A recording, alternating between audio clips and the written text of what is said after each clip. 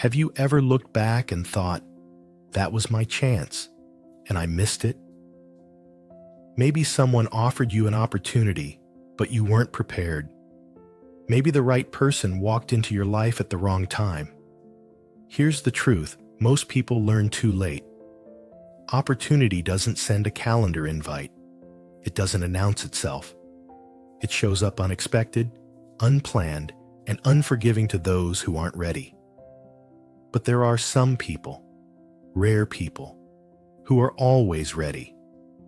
And when opportunity knocks just once, they open the door and step into a completely different life. This is the story of one of those people. Stay with me until the end. In a large city filled with dreamers and strivers, there stood an upscale restaurant called the Crown and Vine. The kind of place where business deals were made, where celebrities dined quietly in corner booths, where one meal could cost more than some people earned in a week. And in this restaurant worked a 32-year-old waiter named Marcus. Marcus had been a waiter for 8 years, not because he loved serving food, but because he needed to pay bills while he pursued his real dream, becoming a business consultant. He had a degree. He had taken courses. He had prepared presentations that no one had ever seen. But he had no connections, no big break, no lucky chance. Most waiters in the restaurant treated the job as temporary, something to tolerate until real life began. They showed up late, complained about customers, did the bare minimum. But Marcus was different.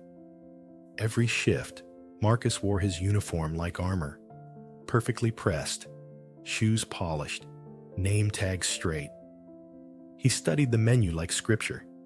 He knew every ingredient, every wine pairing, every story behind each dish. His colleagues laughed. "Why do you try so hard? It's just a waiter job. No one important is watching." Marcus would smile and say, "You never know who's watching. You never know when today might matter."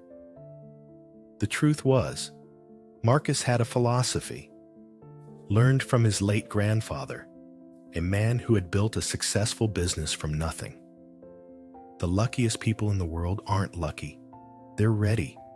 When opportunity comes, it doesn't wait for you to prepare. It only visits those who are already prepared. So Marcus prepared every single day. He read business books on his breaks.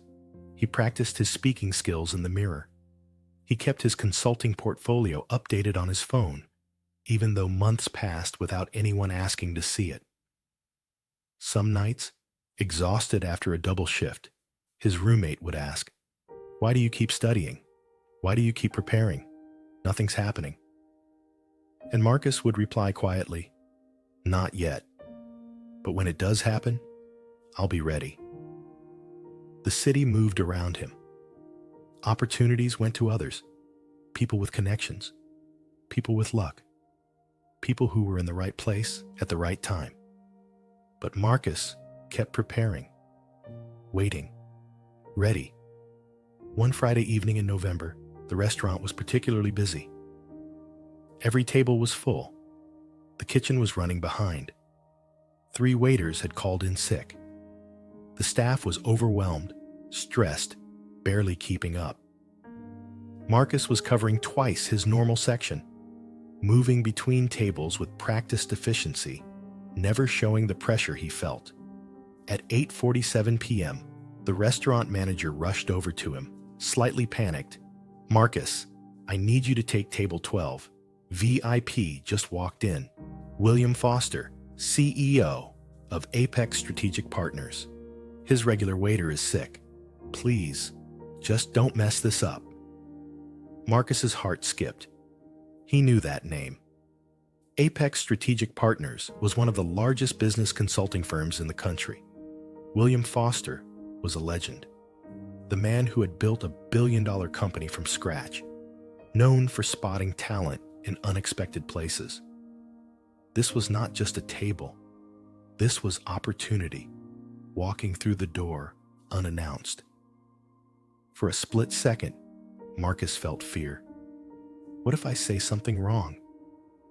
What if I'm not good enough? What if this is my one chance and I blow it?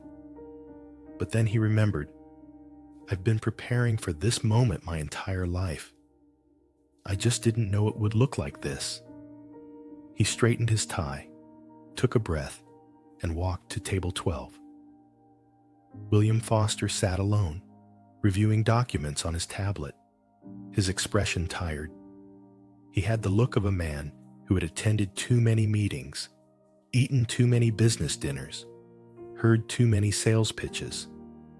Marcus approached with genuine warmth, not nervousness. Good evening, Mr. Foster. Welcome to the Crown and Vine. My name is Marcus, and I'll be taking care of you this evening. William glanced up, gave a polite but uninterested nod. Marcus didn't push. He didn't try to impress. He simply did what he had always done, served with excellence. When William asked about the salmon, Marcus didn't just recite the menu description.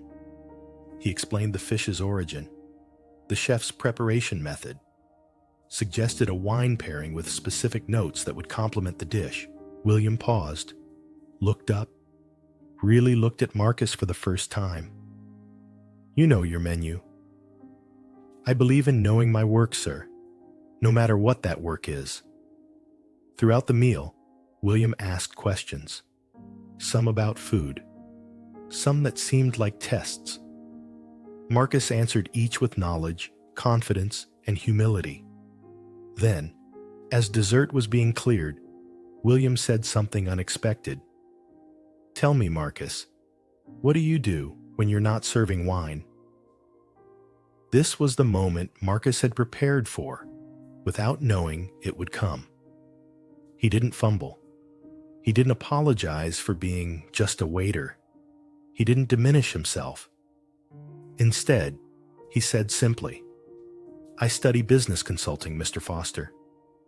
I have a degree in business management. I've taken advanced courses in organizational strategy, and I maintain an active portfolio of case study analyses. I work here because I'm still building connections and waiting for the right opportunity. But I spend every spare moment preparing for the day that opportunity arrives. William studied him for a long moment. Most people wait for opportunity to arrive before they start preparing. By then it's too late. But you're doing it backward. You're preparing while you wait. That's rare. He leaned back, coffee in hand. Let me tell you something I learned 30 years ago, when I was exactly where you are now. William reached into his briefcase and pulled out a small notebook. Worn, dog-eared, clearly carried for years. See this? He said, tapping the notebook. This is my idea book. I've carried it for 3 decades. Most pages are filled with thoughts I had while waiting. Waiting for meetings. Waiting for flights. Waiting for my life to start. He opened to a marked page. This entry right here, I wrote when I was 28 years old, working as a junior analyst, feeling stuck. I wrote, opportunity is like rain. You can't make it come. You can't control when it falls, but you can make sure that when it does fall, you're standing there with a bucket, not an umbrella. Marcus, most people walk through life with umbrellas, protecting themselves from anything unexpected. They want comfort, routine, predictability. So when opportunity rains down, they block it out and complain about getting wet. But the people who succeed, they stand in the rain with open arms and empty buckets. They're ready to catch every drop, even when it comes at inconvenient times, even when it looks different than they expected. He paused. Let the metaphor sink in. You're standing here at 9 p.m. on a Friday night, exhausted from a double shift, and instead of rushing me out so you can go home, you're treating this conversation like it matters. Because you know something most people never learn. Every moment is an interview for the next opportunity. Marcus felt something click into place. All those nights studying when he was tired. All those extra efforts when no one was watching. All that preparation when nothing was happening. It wasn't wasted. It was the bucket. And right now, it was raining. William closed his notebook and looked Marcus directly in the eyes. My company is opening a new division.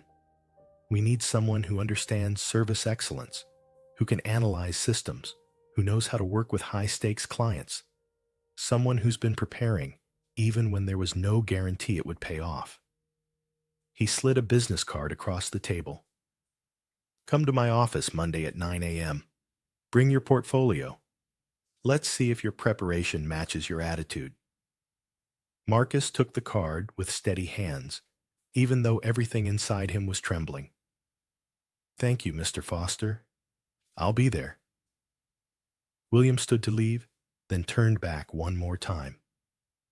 Marcus, there were 5 other waiters in this restaurant tonight. Any of them could have served me, but only you were ready when the moment came. Remember that. And he walked out.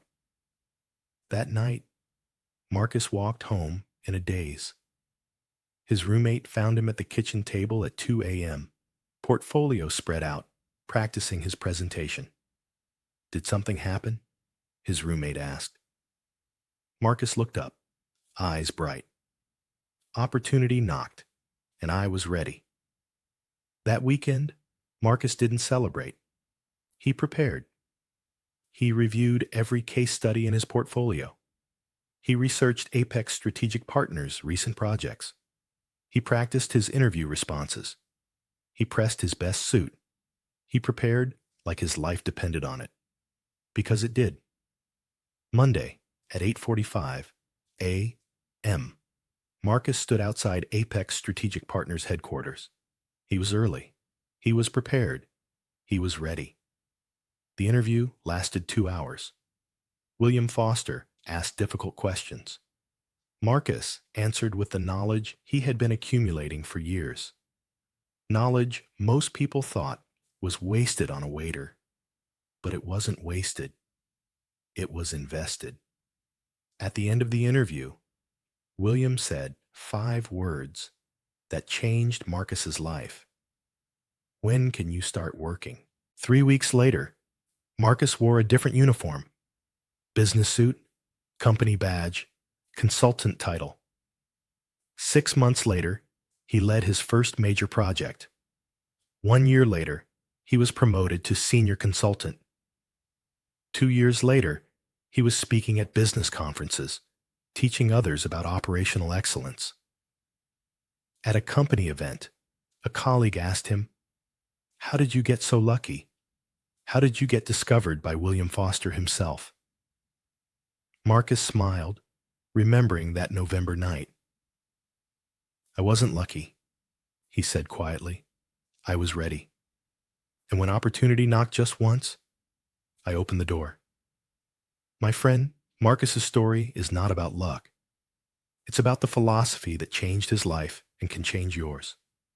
Right now, at this very moment, you might be waiting. Waiting for your big break.